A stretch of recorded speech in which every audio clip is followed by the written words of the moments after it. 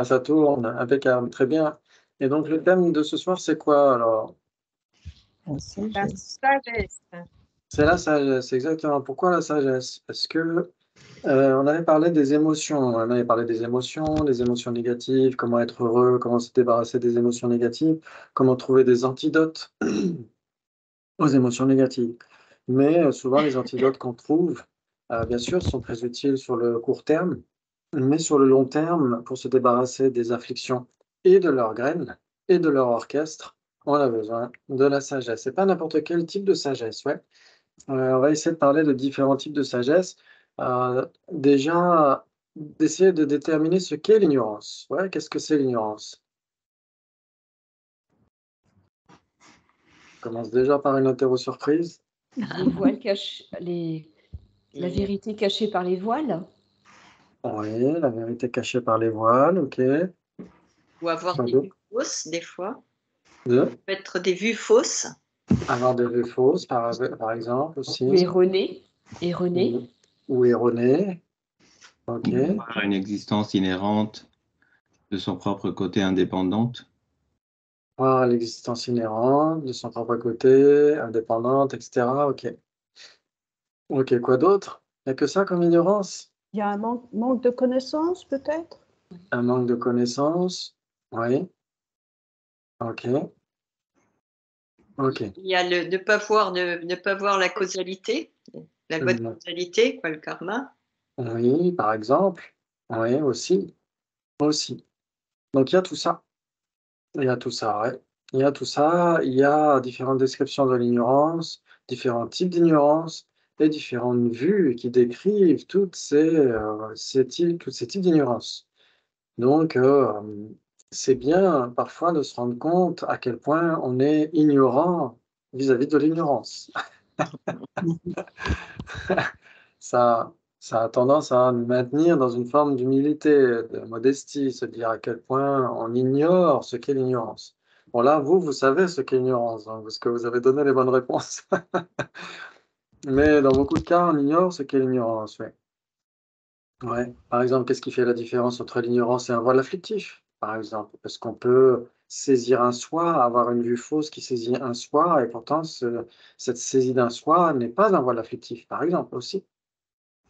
Ouais, donc il y a beaucoup, beaucoup de choses, qui sont, très, très, précises dans la philosophie bouddhiste. Donc là, bien sûr, c'est encore, comme d'habitude, c'est un regard de la philosophie bouddhiste indo-tibétaine. Ouais, parce que quand on regarde d'autres points de vue, ce ne sera pas nécessairement la même chose. Mais là, du point de vue des traditions indo-tibétaines, il y a toutes ces descriptions en fonction des différentes écoles. Ouais, OK. Et si vous lisez des textes, par exemple, si vous lisez des textes même en français, par exemple, il y a, les stances du milieu par excellence de Guy Bugeaud qui traduit le traité Racine de la voie médiane d'Arya Nagarjuna. Il peut avoir ses propres vues par rapport à ce que veut dire Arya Nagarjuna. Ouais, il y a un tout nouveau livre que j'ai découvert aujourd'hui, qui a une version française du Vigraha Vyavartani, la réfutation des objections de Arya Nagarjuna. Ça s'appelle, mettre un terme aux objections. Il faudrait que je regarde comment ça s'appelle. Mettre fin aux objections, ouais. OK. Et donc c'est un texte de Arya Nagarjuna aussi, qui a été, traduit et commenté par un grand érudit occidental, ouais, Michel Bitbol. Mais il semble que lui aussi, il ait ses propres vues par rapport à ce que dit Arya Nagarjuna. Ouais, donc on peut voir qu'il y a énormément de vues différentes. Personnellement, moi, le conseil que je donnerais quand on étudie un livre, un texte racine, c'est de lire le texte racine brut, d'abord. De lire uniquement les strophes telles qu'elles sont, traduites et une fois qu'on s'est fait un petit peu une idée générale du texte, c'est ensuite de se plonger dans le commentaire du traducteur lui-même. Ouais, qui ne sera pas nécessairement un commentaire qui va coller, bord à bord avec les vues indo-tibétaines, pas nécessairement. Ouais, donc ce qui est conseillé en général dans la philosophie, indo-tibétaine, c'est d'étudier quelque chose, en fonction des différents textes. Ouais, bien sûr, hein, on ne peut pas simplement se dire: «Bah, la vacuité, c'est ci, c'est ça, parce que je l'ai vu dans Aquaman ou dans Illusion perdue». Mais désolé de faire de la concurrence à ces deux magnifiques films ce soir. Vous Ah, pourrez au moins voir la fin après après la classe. je me Surtout disais, Illusion qu'est-ce qu'il perdue. raconte? Je comprends rien. Illusion perdue, c'est un magnifique film, ouais, ok. Mais D'accord. bon, c'est pas grave, vous pourrez le voir en vidéo sur demande. Ok. Donc, toutes ces vues diverses et variées, c'est très important de les aborder, ouais, c'est très important de voir d'abord ce qu'est l'ignorance. Ok. Donc, par exemple, souvent on décrit l'ignorance comme une forme d'inconnaissance. Ouais, on ne connaît pas. Par exemple, je ne connais pas comment fonctionne cet ordinateur. Ouais, ça peut d'ailleurs me mettre en rogne s'il ne marche pas, parce qu'il ne me dit pas pourquoi il ne marche pas.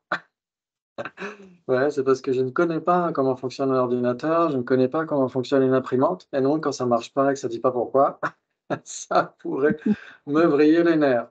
Ouais. Et donc c'est justement parce que j'ai une inconnaissance, une ignorance par rapport à ça. Ouais. Donc je ne connais pas, ça veut dire ne pas connaître tout simplement. Est-ce que c'est la racine du samsara? Non. Non, heureusement. Ouais, on a déjà beaucoup de racines du samsara dans notre continuum. Si en plus il fallait connaître l'informatique, ce serait compliqué. Ok, donc en effet, l'inconnaissance, le fait de ne pas connaître, c'est un type d'ignorance. Ok, mais ça, c'est pas nécessairement en effet la racine du samsara. Ouais. Par exemple, dans la tradition Vaibhashika, telle qu'on l'étudie dans la philosophie indo-tibétaine, on étudie surtout le Vaibhashika selon l'une de ses sous-écoles, ouais, le Mula Sarvastivada. Ouais, c'est pas nécessairement le Vaibhashika dans son ensemble. Quand on parle du Vaibhashika chez les Tibétains, on parlera d'une sous-école Vaibhashika. Ouais, donc il ne faudrait pas non plus imaginer qu'on parle de toutes les écoles Vaibhashika. Ouais. Et donc, selon cette école qu'on étudie dans la tradition indo-tibétaine, il y a un type d'ignorance qui est mêlé aux afflictions et il y a un type d'ignorance qui n'est pas mêlé aux afflictions, ouais, qui n'est pas dans le même entourage qu'une affliction. Ouais. Et donc, il semble que, selon les Vaibhashikas, ce type d'ignorance soit une simple inconnaissance. On ne connaît pas la réalité des choses. On ne connaît pas les 16 aspects des quatre nobles vérités, etc., etc. Ouais. Ok. Mais il y a aussi un type d'ignorance qui est plutôt actif. Ouais, c'est une forme de déformation dans notre esprit, comme un miroir déformant. Ouais, donc c'est encore pire, ouais, parce que c'est une méconnaissance. Ouais, c'est pas simplement ne pas connaître, c'est connaître de travers. Donc c'est encore pire. Ouais, c'est encore pire. C'est une forme de mauvais pli qu'on aurait dans l'esprit et qui est très difficile à, à éliminer. Ouais, ok. Ok. Et donc déjà, c'est important de faire cette distinction entre ces deux types d'ignorance. Ouais, simplement ne pas connaître et connaître de travers. Ouais, ça, on a tous ces différents types d'ignorance dans notre continuum. Par exemple, on voit quelqu'un dans la rue qui nous fait coucou, on ne connaît pas cette personne. Ouais, on se dit, c'est bon, cette personne s'est trompée, elle nous a pris pour quelqu'un d'autre, par exemple. Moi, ça m'est arrivé une fois à la gare d'Austerlitz. Il y avait deux Espagnols qui sont venus me voir en me demandant si j'étais pas Analayo. C'est certainement un moine bouddhiste qui est aussi sur YouTube, ou en tout cas sur Internet. Ils m'ont pris pour lui. Donc au début, en tout cas, moi, je ne les connaissais pas. Par contre, eux me connaissaient de travers. Ouais, c'est deux types d'ignorance différents. Ouais. Ok. C'est intéressant de voir ça. Donc là, bien sûr, ça prête pas à conséquence, sauf que j'ai pas signé d'autographe. J'aurais pu. Mais ça prête plus à conséquence quand c'est par rapport à la réalité des choses. Ouais. Et donc, on peut saisir en effet différents trucs qui ne correspondent pas à la réalité. Ouais. On peut avoir différents types d'ignorance qui sont considérés, selon les différentes vues philosophiques, comme étant soit des voiles afflictifs, soit comme n'en faisant pas partie. Ouais, donc un voile afflictif, c'est quoi d'abord? Perturbation. C'est oui. Une Ouais. conscience erronée? Ouais. Et On a compris. quelle est sa fonction, on pourrait dire? Déformée? Ouais. Et donc, qu'est-ce que ça, c'est un voile, ça veut dire que ça nous empêche d'obtenir quoi? La réalité. Ouais. Ok. Désir, attachement et Voilà. aversion, non? Ouais. Oui, ça nous empêche d'obtenir la libération. Voilà, exactement. Donc ça, en effet, quand on y inclut dedans toutes les afflictions et leurs graines, en effet, donc ça, c'est sa nature, son entité, on pourrait dire, au voile afflictif, et sa fonction, c'est d'empêcher l'obtention de la libération. Ouais, ok. Mais il y a le voile cognitif aussi. Ouais, le voile cognitif, il empêche quoi? L'éveil, l'éveil. L'éveil omniscient, exactement. Ouais. Donc le premier, le voile afflictif, empêche la libération, le nirvana, etc. Empêche cette absence de peur, cette intrépidité, ouais, qu'est le nirvana, la libération, etc. Et le voile cognitif empêche l'éveil omniscient, l'état de Bouddha. Ouais, donc c'est vraiment deux voiles différents. C'est sûr qu'après, dans les textes, il y a d'autres types de voiles, euh, le voile de l'inférieur, etc., qui n'est pas vraiment un voile, etc., le voile des mûrissements karmiques, etc., de la maturation karmique, etc. Donc ça, c'est d'autres voiles, mais les principaux, en effet, c'est le voile affectif et le voile cognitif. OK. Donc, en fonction des différentes écoles, tel ou tel type d'ignorance va être soit un voile affectif, soit un voile cognitif. Ouais, on peut avoir une saisie du soi, une saisie d'un soi totalement farfelu, qui n'est pas un voile affectif. Ouais. Par exemple, pour les écoles mahayanistes non prasangika, la saisie du soi des phénomènes, c'est ce qui empêche l'omniscience. Ouais, c'est pas un voile affectif, mais c'est un voile cognitif. Ouais. OK.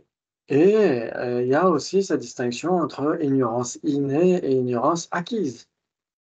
Ouais, donc c'est pas parce qu'on a une ignorance innée que c'est la sagesse de la vacuité qui va nous permettre de remettre en question cette ignorance-là.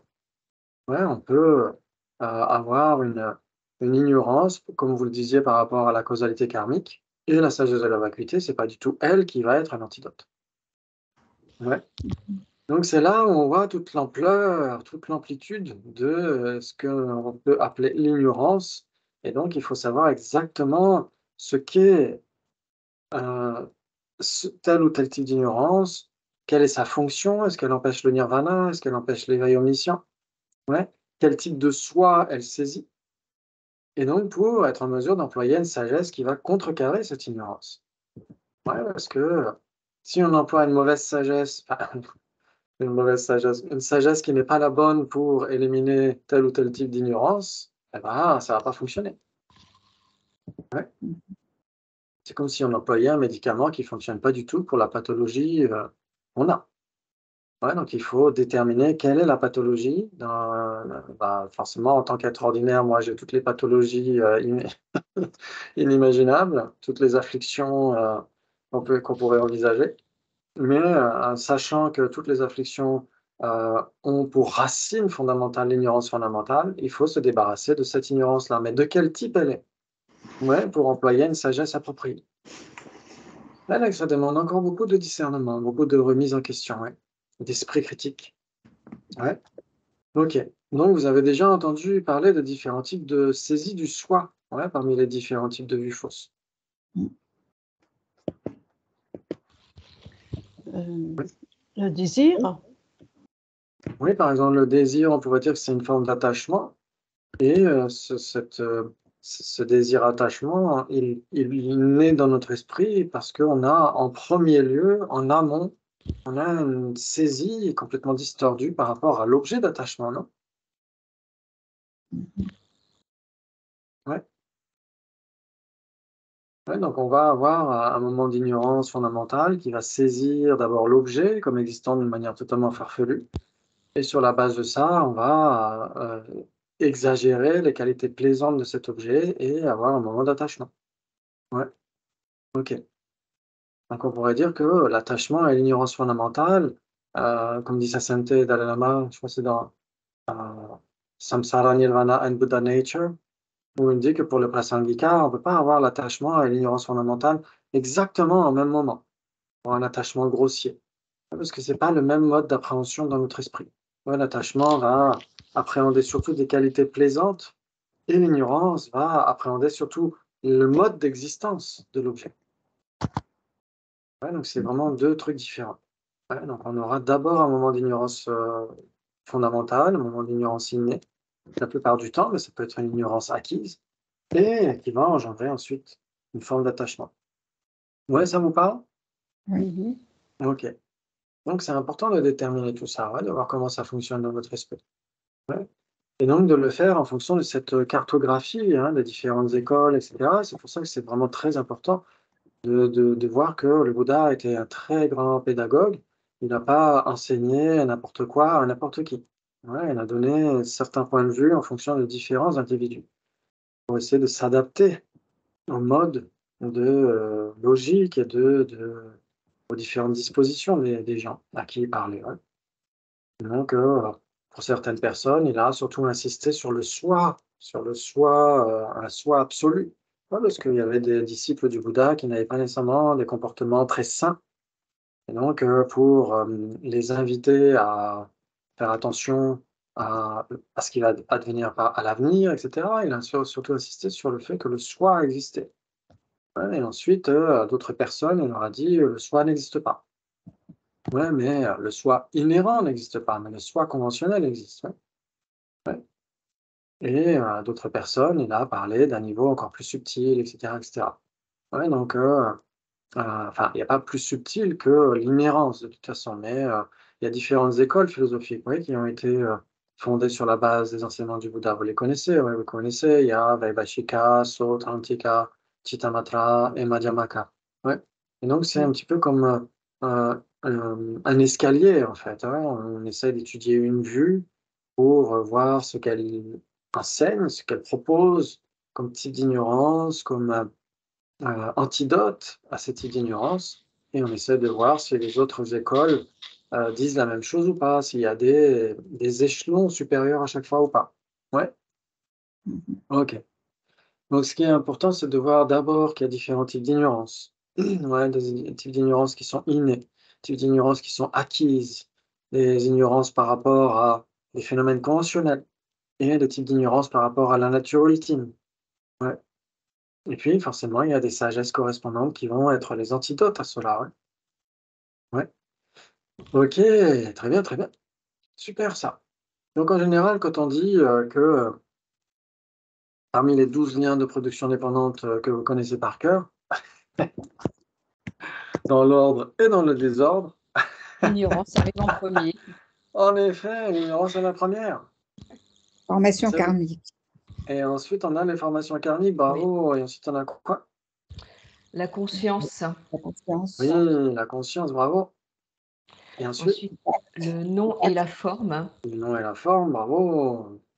qui entraînent les 6 sources de Oui. Ah les oui. 6 sources d'essence. Ouais, les 6 sources. Ouais. Avec les 6 sources d'essence, il y a le contact. Oui. Et là, j'ai un trou. D'avoir Le la contact, soif, il y a la pas la sensation. soif. Oui. La ouais. Excellent. La soif, l'attachement, on l'a De dit la tout à l'heure. soif. Ouais. La soif. L'attachement. Ouais. Et ensuite, en Avec dépendance de la soif, on a quoi? l'attachement. La saisie, voilà. Si, ouais. Oui. Et après, c'est tout ce qui va advenir, le devenir. Le devenir. Oui, le devenir. Et ensuite, La Euh, naissance. La naissance, c'est la mort. La la naissance. naissance, la vieillesse et la mort. Waouh, magnifique. Waouh, c'est impressionnant. J'ai bien fait de venir. Je l'ai affiché dans le bureau. Comme ça, tous les jours, je regarde et je la prends. Très bien. Et donc, dans le désordre, alors, on a la vieillesse et la mort à cause de quoi? À cause À cause de de la la naissance. naissance, on serait À pas cause de né. la naissance. Ah Et oui, on a la naissance à cause de quoi? du devenir, Le Du devenir. devenir.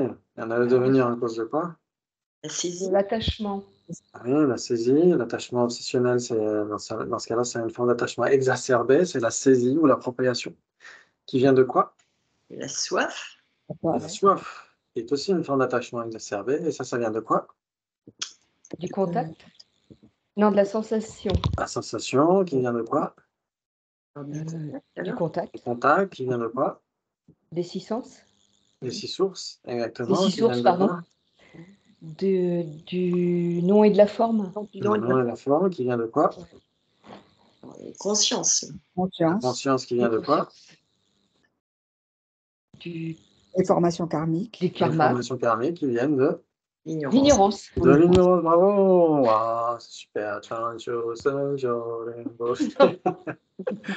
C'est super, excellent. Très bien. Donc ça, c'est vraiment très important de connaître ça, parce que justement, quand on dit oui, l'ignorance, c'est la source, la racine du samsara, c'est pas n'importe quel type d'ignorance, comme on l'a dit, c'est une ignorance qui saisit un soi de la personne, du moi et du mien, on pourrait dire, et chez les patients indica, aussi une ignorance qui saisit un soi inhérent des phénomènes, ouais, pas que de la personne. Ouais. Et donc, on peut dire que dans les 12 liens de production dépendante, l'ignorance, c'est malgré tout extrêmement, comment dire? Ça imprègne totalement notre esprit depuis des temps sans commencement, mais malgré tout, c'est quand même le maillon faible. C'est quand même le maillon faible. Ouais, ça veut dire que si on veut se débarrasser du samsara dans son ensemble, il faut se débarrasser de l'ignorance fondamentale. Ouais, OK. Et donc, ces 12 liens sont très importants parce qu'on y voit non seulement comment est-ce qu'on a les vraies souffrances et les vraies origines, et on voit aussi qu'en se débarrassant des 12 liens, donc de la fin vers le début, comme on a fait là, se débarrasser de la vieillesse, de la mort, faut se débarrasser de la naissance, etc., et donc se débarrasser de l'ignorance, on a les 2 dernières nobles vérités. Ils sont La cessation Sur des souffrances et et la voie. la libération. voilà, les Non, vraies c'est pas les cessations, vraies. les vraies vraies voies. cessations et les vraies voies. Les vraies voies. La vraie voie. Ouais, exactement. Ça veut dire que les 12 liens, dans les 12 liens, on a les vraies origines et les vraies souffrances. Ouais. Et quand on se débarrasse des 12 liens, on a les vraies voies et les vraies cessations. Ouais, donc on a les 4 nobles vérités là-dedans. Mm. Ouais. Donc ça, c'est très, très important. Très important. Ouais, parce que c'est la continuité naturelle et logique de ce qu'on a évoqué au cours des rencontres précédentes, les mois précédents. De se dire, OK, la pratique du dharma, c'est de se débarrasser de tout ce qui peut nous faire du mal. Ouais, et en particulier, qu'est-ce qui nous fait du mal? Nos afflictions. Ouais. Et donc, comment est-ce qu'on peut mettre un terme définitivement aux afflictions? En développant, bien sûr, leurs antidotes respectifs, mais aussi sur le long terme, la sagesse, qui connaît la réalité des choses. Voilà, parce que c'est la sagesse qui connaît la réalité des choses qui peut nous aider à nous débarrasser de l'ignorance fondamentale qui est à la racine des autres afflictions et de leurs graines. Ouais. Donc ça, c'est très, très important. Ouais. Ouais. OK.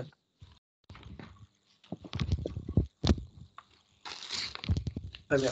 Et donc, en effet, on a différentes descriptions de l'ignorance et donc différentes descriptions de la sagesse, et donc c'est important bien sûr de les connaître pour faire la part des choses.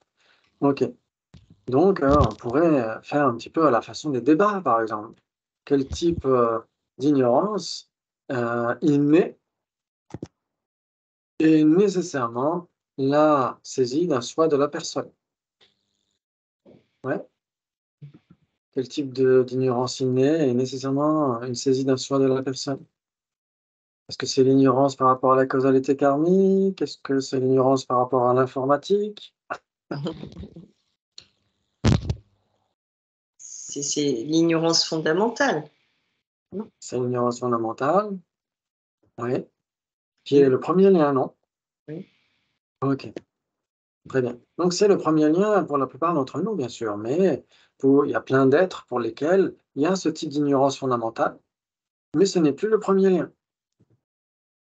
Comment c'est possible? Ils sont nés dans un temple. Il s'en est quoi? Dans un temple, dès le départ, on leur a expliqué. Ça veut dire que quand on a l'ignorance fondamentale qui est le premier lien, c'est vrai que cette ignorance est tellement forte qu'elle va, engendrer d'autres afflictions et des, formations karmiques et cetera, ouais.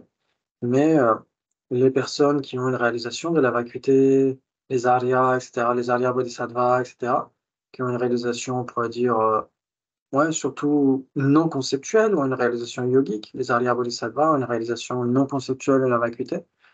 Est-ce qu'ils ont nécessairement éliminé l'ignorance fondamentale? Non, il leur reste le voile cognitif. Oui, on pourrait même dire qu'il y a encore beaucoup d'Arya Bodhisattva qui ont encore le voile afflictif, ouais, qui ne sont pas encore arrivés à l'élimination totale de toutes les afflictions de leur graine, qui sont au début des voies des Aryas, par exemple sur le premier Bhumi, le deuxième Bhumi, etc. Ouais, ce sont des Arya Bodhisattva. Ils n'ont pas totalement éliminé l'ignorance fondamentale, mais pourtant cette ignorance fondamentale n'est plus le premier lien. Parce qu'ils ne renaissent plus à cause du karma et des afflictions, ils renaissent par le pouvoir de la compassion. Voilà, donc c'est là où on peut faire une distinction entre l'ignorance fondamentale, qui est le premier lien, et une ignorance fondamentale qui n'est pas le premier lien. Ouais, ça joue. Mhm. Donc on pourrait dire que si c'est l'ignorance qui est le premier lien, c'est nécessairement une ignorance fondamentale.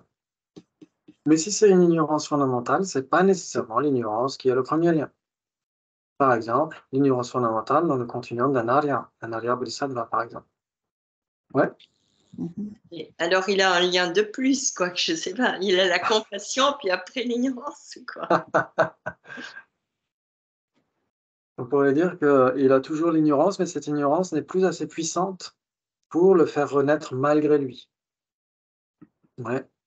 Les êtres ordinaires comme moi, on renaît malgré soi-même, même si on ne voulait pas renaître dans la souffrance, dans le samsara, etc., on n'a pas le choix. Ouais, parce que c'est à cause de l'ignorance fondamentale qui est trop forte, trop puissante. Mais chez les Arya Bodhisattva, c'est surtout leur compassion qui les fait renaître en fait, dans le samsara. C'est plus l'ignorance fondamentale, mais ils ont encore l'ignorance fondamentale pour ceux qui ne sont pas encore arrivés sur les bhoumis 8, 9, 10. En fait, elle est juste affaiblie, quoi. Elle est très affaiblie, exactement. Ouais, grâce à cette réalisation directe de la vacuité, exactement. Tout à fait. Magnifique. Mm. Magnifique. Ouais, c'est intéressant ça, pour ceux que ça intéresse. Oui, c'est intéressant. Oui, bien sûr, c'est intéressant. Mais le karma, il est toujours là, en fait, pour les Aryas. Alors oui, c'est une question intéressante parce que quand on parle des Aryas, est-ce qu'un Bouddha est un Arya? C'est un Bouddha. Pas nécessairement. Non, Oui, c'est au stade dessus. c'est l'omniscient, c'est pas pareil. Ouais. Mais est-ce que, par exemple, ok. Imaginons par exemple ici, Blois est dans le Loir-et-Cher, ouais, en France. Et donc, si quelqu'un fait la route depuis Nalanda jusqu'à Blois, est-ce que il est, il est dans le Loir-et-Cher ou est-ce il est dans le Tarn? La personne fait la route, elle conduit, etc., ou elle prend le train, etc., depuis Nalanda jusqu'au Loir-et-Cher. Une personne arrive à Blois dans le Loir-et-Cher. Est-ce que cette personne est dans le Loir-et-Cher? Oui. En fait, Exactement, un Bouddha est un Arya, mais pas l'inverse. exactement. Un Bouddha est nécessairement un Arya, mais si c'est un Arya, c'est pas nécessairement un Bouddha. Bouddha. Ouais. Donc en effet, un Bouddha est nécessairement un Arya, et donc il a nécessairement une réalisation directe de la vacuité. Mais est-ce qu'il a du karma? Là, ça pose question. Ouais. Donc il a toujours le facteur mental intention, hein, comme vous le savez. Le facteur mental intention, c'est ça le karma. Ouais, c'est surtout de ça qu'il s'agit. Ouais. Ok. Mais est-ce il a plus de karma contaminé, ni non contaminé, etc. Il a juste le facteur mental intention. Ouais, en général, quand on parle du karma, on parlera surtout des karmas soit vertueux contaminés, soit non vertueux. Mais un Bouddha, en général, en effet, oui, est un Arya, mais il n'a plus de karma qui vont le faire renaître ici ou là, etc., etc. Ils vont engendrer des fruits karmiques. Ouais. Donc, en effet, ça pose question. Et pour les Aryas qui ne sont pas des Bouddhas, par exemple, dans le véhicule fondamental, les Aryas qui ne sont pas des Bouddhas, il y a 4 types d'Aryas ouais, qui ne sont pas des Bouddhas dans le véhicule fondamental. Ouais. Il y a les Shrotapanna, qui sont entrés dans le courant, qui vont obtenir le nirvana dans quelques existences. Ouais. Il y a les Sakritagamin, ceux qui ne reviennent qu'une fois dans la sphère du désir avant d'obtenir le nirvana. Il y a les Anagamin, ceux qui ne reviennent plus, qui vont obtenir le nirvana dans pas longtemps. Et les Arhats. Ouais. Et donc, ces 4 types d'Arya dans le véhicule fondamental, ils ont des graines karmiques, toujours. Ouais, ils ont des tonneaux et des tonneaux de graines karmiques. Ouais. Et donc, ils ont toutes ces graines karmiques dans leur continuum, mais ils ne renaissent plus par le pouvoir de nouveaux karmas. Ils renaissent par le pouvoir de toutes ces graines karmiques issues du passé. Ouais. Sauf les aryas. Ouais, donc, si on parle des aryas qui sont encore des aryas qui sont des apprentis, qui s'entraînent sur la voie, ils ont des tonneaux de graines karmiques issus du passé. Et donc, ces tonneaux de graines issus du passé peuvent encore les faire renaître. Mais les nouveaux karmas, non. Ils accumulent, ne peuvent plus les faire renaître. Donc, c'est ça la différence entre un arya de véhicule fondamental et un être ordinaire. Mais un arat de véhicule fondamental, il a toujours les tonneaux de graines, mais ces graines ne peuvent plus germer. Elles ne peuvent plus germer, c'est terminé. Pourquoi? Elles ont été brûlées, là, ou je sais plus quoi. Là, Stérilisé. Épuré. Oui. Le santo est Exactement. passé. On se croirait sur le site Synonymo. Ouais, les synonymes. Brûlé, épuré. Ok. On pourrait dire que leurs graines karmiques sont toujours intactes. Mais elles ne peuvent plus germer. Pourquoi? Il n'y a plus de terreau. Il n'y a plus de terreau dans quel sens? Parmi les 12 liens. Il n'y a plus l'union. Il n'y a plus l'attachement. Il n'y a plus la soif et la saisie, La ouais. soif. Il n'y a plus la soif et la saisie parce qu'il n'y a plus l'ignorance. Ouais, et ce sont des arats. Ils ont éliminé le voile afflictif. Ouais, ils n'ont plus l'ignorance fondamentale et donc ils n'ont nécessairement plus d'affliction issue de cette ignorance fondamentale. Donc ils ont les graines, mais ils n'ont plus les conditions coopérantes. Ouais, ils n'ont plus la pluie, le soleil, le terreau, etc. Ouais, ouais, ça joue. Mhm. Ah, magnifique. Magnifique. Donc c'est là où ça pose question, en effet. Ouais. Est-ce qu'un arya a du karma ou pas? Ouais. Ouais, ça pose question. En fonction de quel type d'arya, en fonction de quel type de véhicule, etc. etc. Ouais. Ouais, c'est intéressant tout ça. Très bien. OK. Et on peut aussi avoir un type d'ignorance innée. Et donc, comme on l'a dit tout à l'heure, un type d'ignorance innée dont l'antidote ne sera pas la sagesse de la vacuité. Par exemple.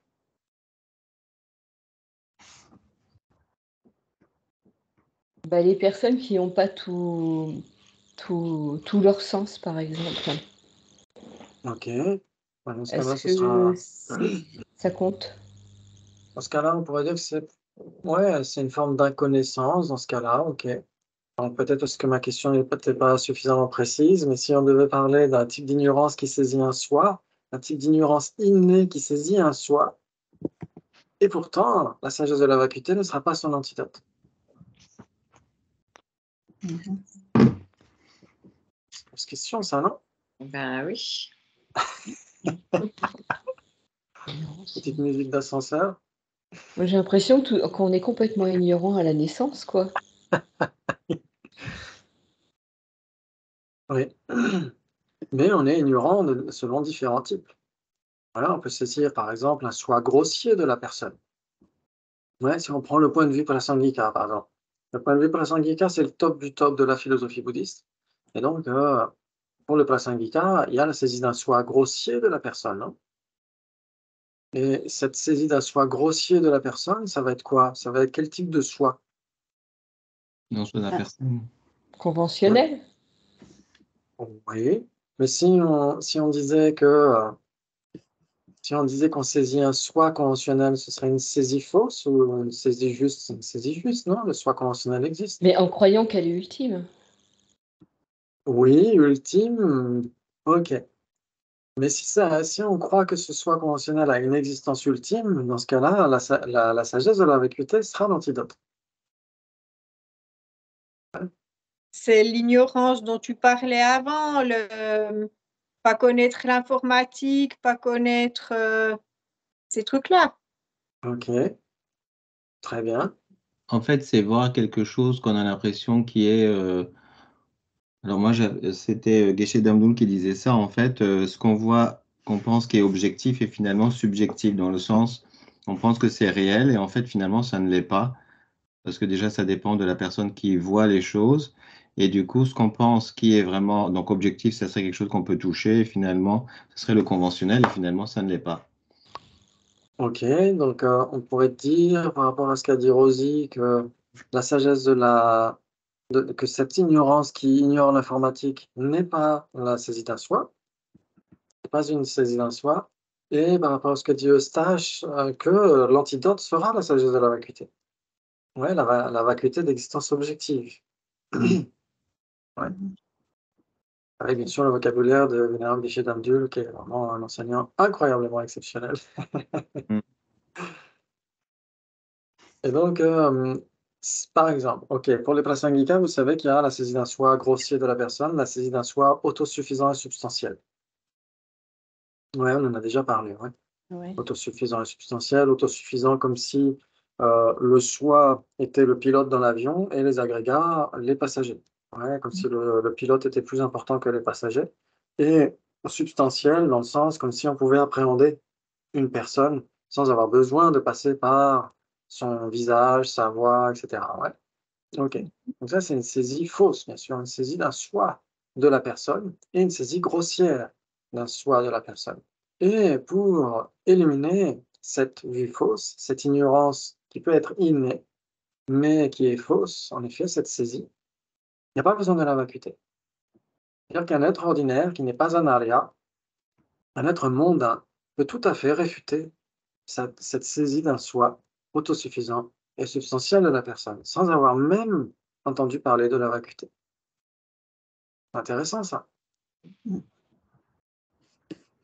Ça veut dire que si on regarde conventionnellement, on se dit une personne c'est quoi? Une personne, c'est désigné en dépendance de tout ou partie de ses agrégats. Ouais. Donc une personne, c'est un phénomène impermanent.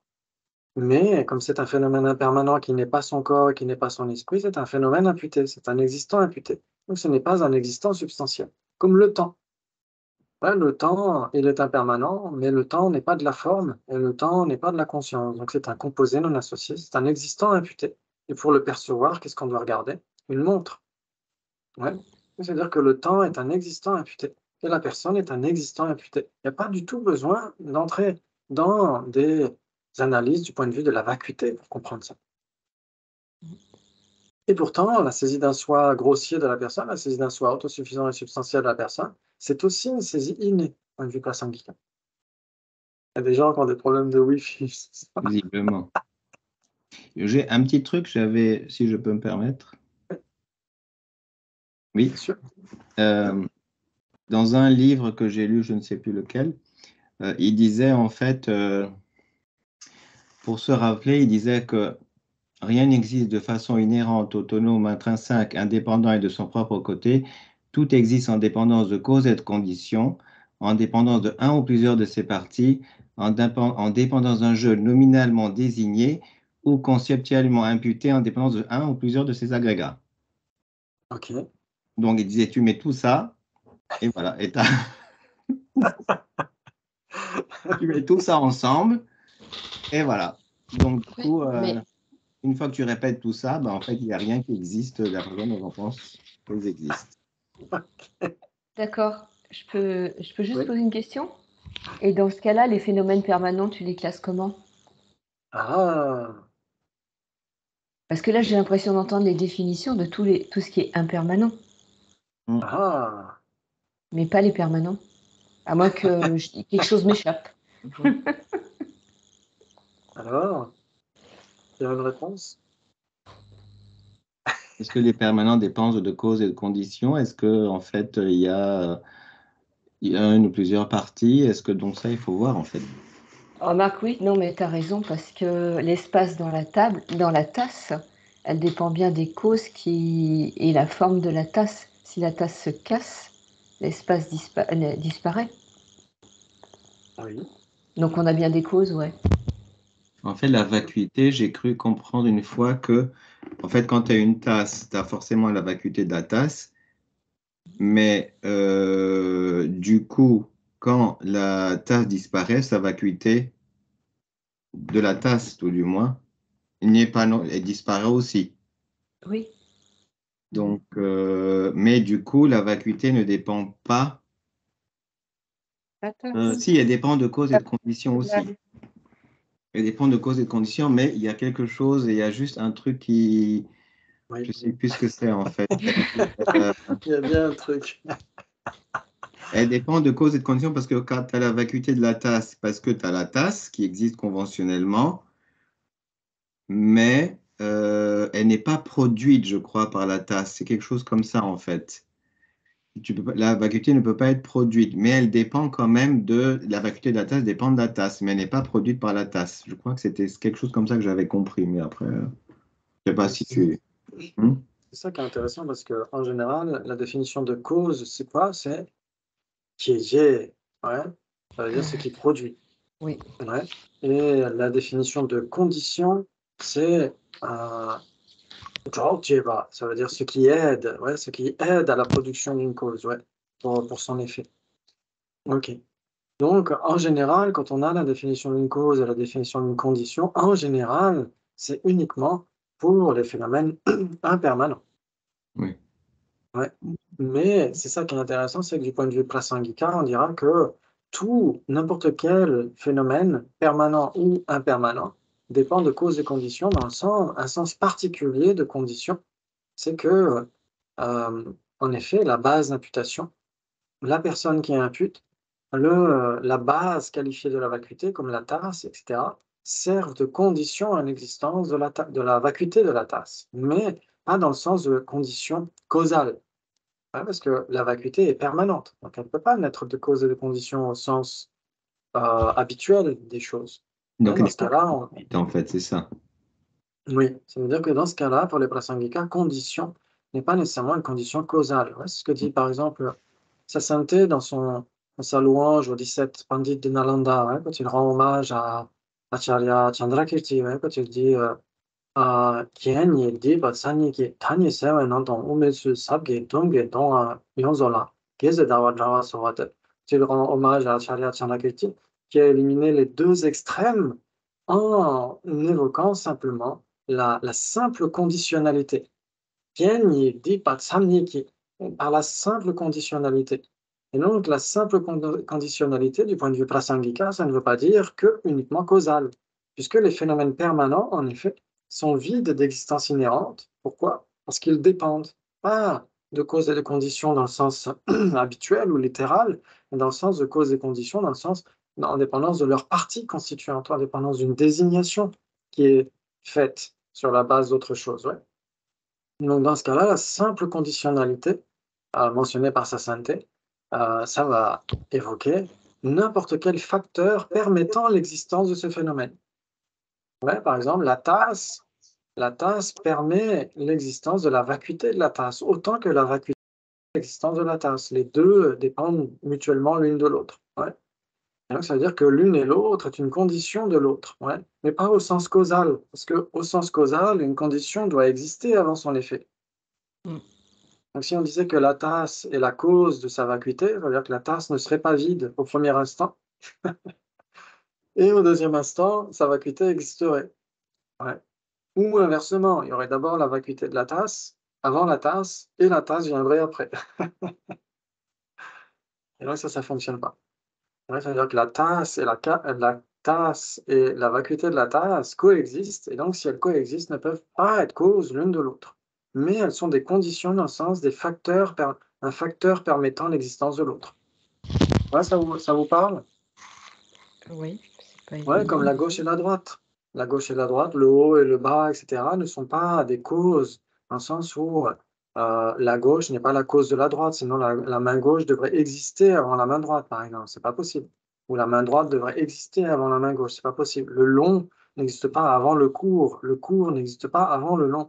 Donc s'ils coexistent, ils ne se causent pas l'un l'autre. Ouais. Par contre, ils permettent l'existence l'un de l'autre en étant mutuellement dépendants, en étant mutuellement désignés. Dans ce cas-là, cette désignation mutuelle sera une condition de leur existence, mais pas une condition au sens causal. Ouais. C'est pas là qu'on dit que c'est imputé en dépendance de la gauche et imputé en dépendance de la droite. Ouais, c'est tout à fait ça. C'est tout à fait ça. Et il y a justement des explications extrêmement lumineuses de Sasanté Dalai Lama par rapport à ça, quand il parle des différents niveaux de dépendance. Ouais. Il y a les 3 niveaux de dépendance habituels, la dépendance causale, on a parlé au stage, dépendance causale, dépendance du tout par rapport à ses parties, et la désignation dépendante. Ouais. Et Sasanté inclut les 2 dernières dans la désignation dépendante. C'est-à-dire que quand on parle de 2 types de dépendance, on parle Sasanté, il y a la dépendance causale, c'est la même qu'habituellement, et ensuite la désignation dépendante, ça peut être une dépendance mutuelle, comme le long et le court, et une désignation dépendante. Ouais. C'est-à-dire que comprendre la relation mutuelle, l'existence mutuelle, la dépendance mutuelle nous amène à comprendre la désignation dépendante, qui est encore plus subtile. Ouais. C'est-à-dire que si on comprend que d'une manière très spontanée, on ne dira pas que mon pouce est grand ou petit. Ouais, si je vous demande est-ce que mon pouce est grand, bah, vous allez dire bah, on n'en sait rien. Si maintenant je mets mon index à côté, là oui, mon pouce est petit. En dépendance de l'index. Ouais, et mon index est grand en dépendance du pouce. Ouais, donc là, c'est la désignation, c'est pas encore la désignation dépendante, c'est la dépendance mutuelle. Ouais, et comme on comprendra que l'un est grand en dépendance de l'autre, l'autre est petit en dépendance du premier, et ben, sans une désignation conceptuelle, ça ne fonctionnerait pas. Et donc, en dépendance de cette relation mutuelle, on comprendra la désignation dépendante. Ouais, on comprendra que tout existe au travers d'une simple imputation conceptuelle. Ouais. Et donc, si on comprend ça, à ce moment-là, ça va nous aider à comprendre d'autant mieux, bien sûr, la façon dont, de manière innée, on saisit l'existence inhérente, donc plus l'existence autosuffisante et substantielle, hein, mais l'existence inhérente de nous-mêmes, de nos agrégats, des autres personnes, des situations, etc., etc. Ouais.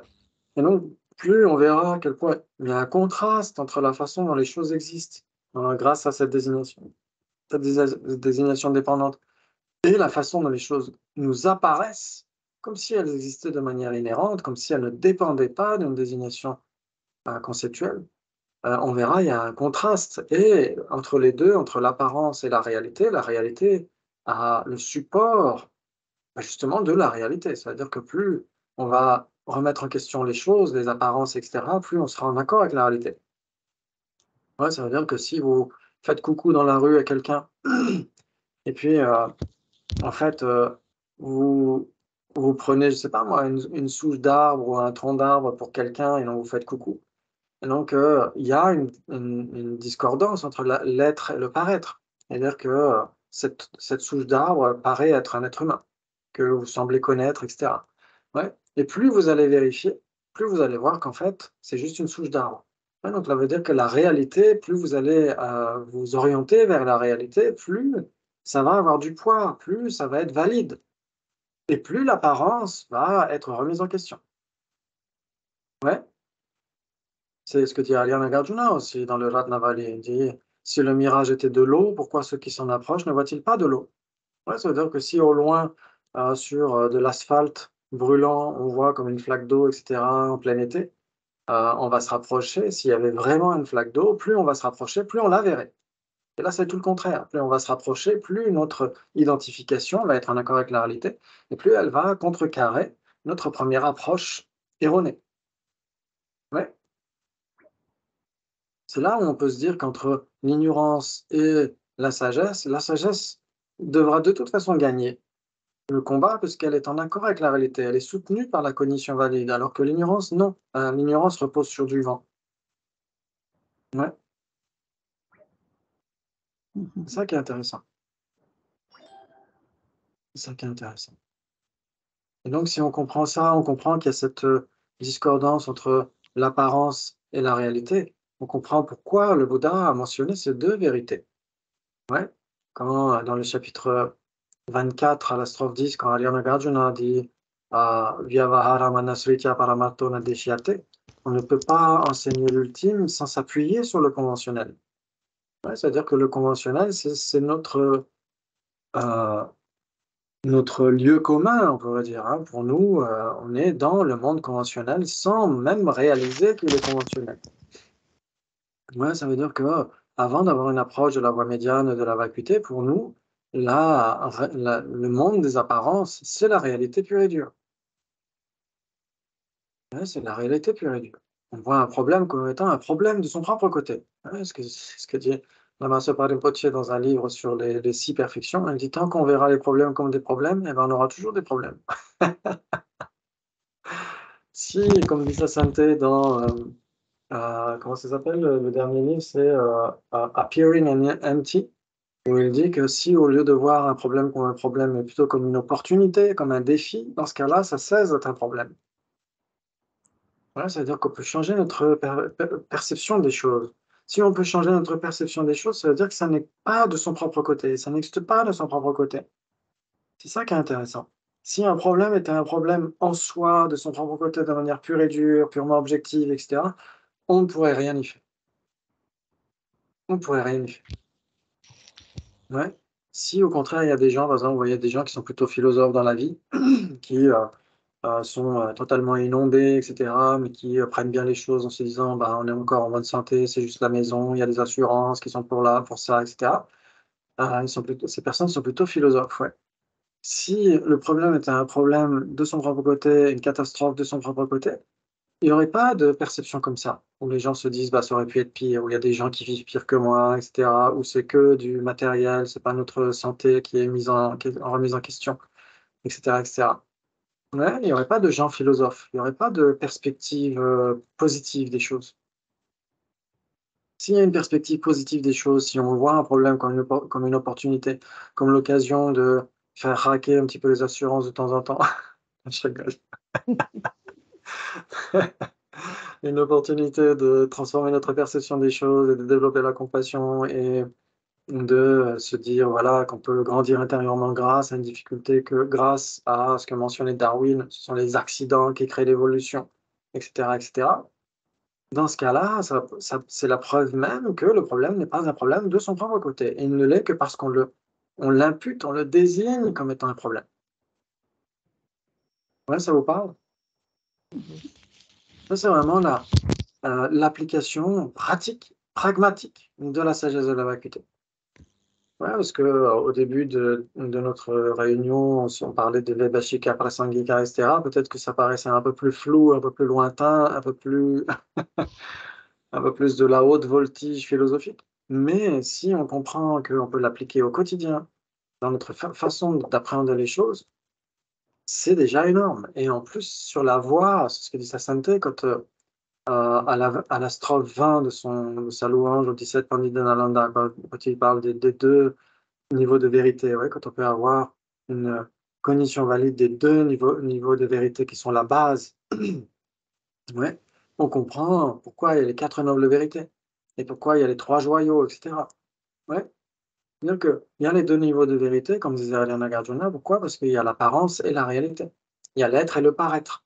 Ouais, l'apparence distordue à cause de notre ignorance fondamentale et de ses empreintes.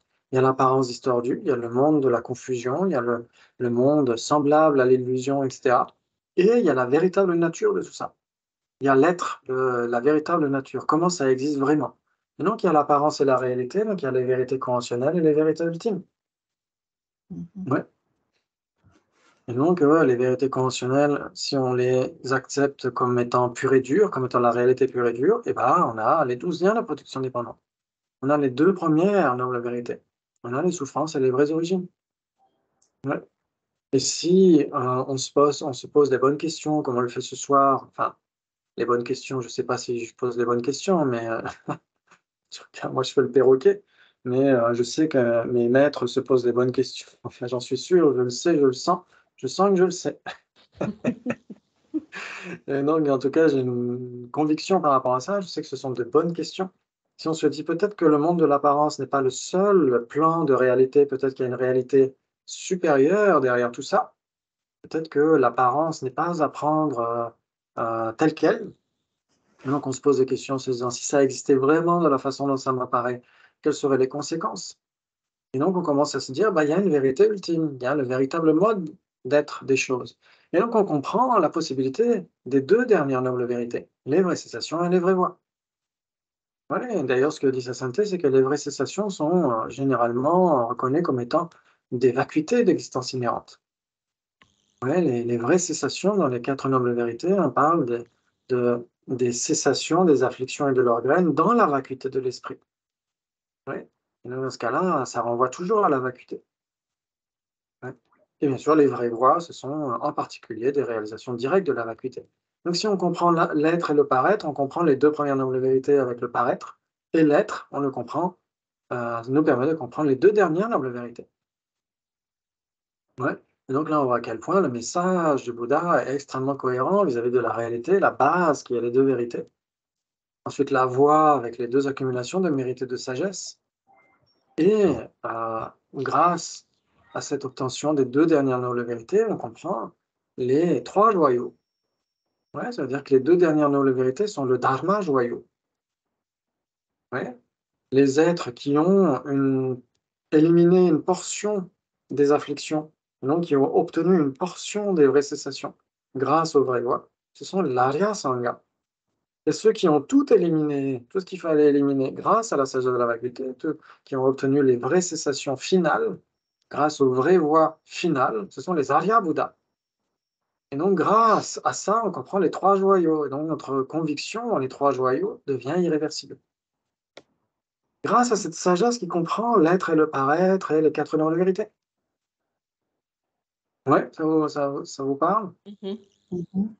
Et là, c'est magnifique. Là, on se dit que finalement, il y a quelque chose d'extrêmement cohérent dans cette façon de voir les choses, de se dire que oui, il y a l'apparence. Si on prend cette apparence pour une réalité pure et dure, on a toutes les autres afflictions qui y sont engendrées, on a les formations karmiques, les 12 liens de production dépendantes, on a le samsara qui s'entretient de lui-même, qui est sur roulement à billes. Et si on commence à se poser des questions, à se dire qu'il y a peut-être une réalité plus authentique que l'apparence des choses. Donc à ce moment-là, on va se dire en effet, il y a la possibilité de s'extraire du samsara. Ouais. Donc c'est exactement ce que dit sa sainteté dans cette strophe 20 de sa louange au 17 Pandita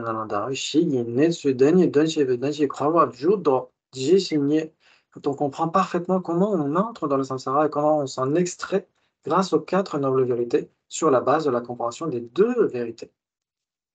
C'est magnifique. Ouais. Ok, bravo, bravo. Magnifique. Donc c'est là où c'est important de voir justement que, pour résumer un petit peu ce que j'étais en train de dire, c'est que habituellement, en effet, on est assez ignorant par rapport à l'ignorance, donc on ignore à quel point on ignore les choses. Après, quand on met le nez dans la philosophie bouddhiste, on se dit à quel point on se rend compte, on fait un petit inventaire, on se rend compte à quel point on est ignorant. Donc c'est déjà le premier pas. Donc ça nous redonne un peu de modestie et d'humilité, comme on disait tout à l'heure. On se dit à quel point la tâche est immense. On est en train de faire un inventaire de notre ignorance. Et donc c'est déjà un pas supplémentaire, ouais, parce que ignorer à quel point on est ignorant, c'est le pire du pire. Par contre, savoir qu'on est ignorant, c'est déjà une forme de sagesse. Ouais. Et donc, décrypter un petit peu ces différents niveaux d'ignorance, les ignorances innées, celles qui sont acquises, celles qui saisissent un soi, celles qui ne saisissent pas de soi, et parmi celles qui saisissent un soi, quel type de niveau de soi elles saisissent ou pas.